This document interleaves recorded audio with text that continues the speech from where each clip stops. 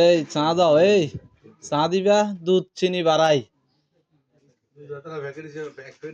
না, এক প্যাকেট দিলে হইতো না, আমাদের দুধ বাড়াই চা দিতে হইব। তুমি কেমনে দিবা দাও? খলিল ভাই ঠিক আছে নি? কথা ঠিক নি? না এখন আমরা জানি না তোমার প্যাকেটের দুধ নাকি বাইরের দুধ। আমরা চা দিতে হবে, দুধ বাড়াই চিনি বাড়াই, কেমনে দিবে তুমি জানো।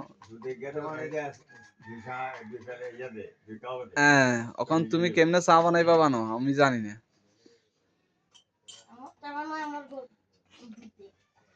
হ্যাঁ, এখন আমরা চা টেস্ট করবো, যদি চাতে দুধ কমায় আমরা কিন্তু চা এটা খামো না, ফেরত দেবো। খলিল ভাই টেস্ট করবো, কথা সিধা।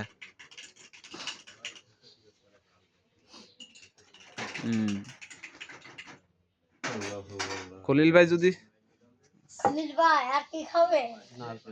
আর কিছু খাবেন না, আমরা খলিল ভাই টেস্ট করতেছে, যদি দুধ কম হয় চা কিন্তু আমরা টাকা দেবো না, কথা সিধা।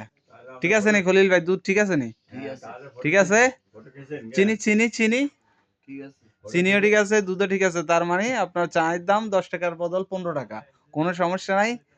খলিল ভাই যেটা বলছে এটা ওকে, খাইতে থাকেন। ওকে, 5 টাকা তোমারে 5 টাকার বকশিস দিতে হইব রে। 10 টাকা চায়ের কারিগর, 5 টাকা বকশিস যদি দেওয়ান লাগে তো কেমনে হইব? ব্যবসা তো লস না। খলিল ভাই 5 টাকা বকশিস খোঁজের, বকশিস দিবেন নি? হাতে কি কয়, 5 টাকা বকশিস না দিলে বলে বিল বাড়াই দিব। বকশিস দিবেন নি?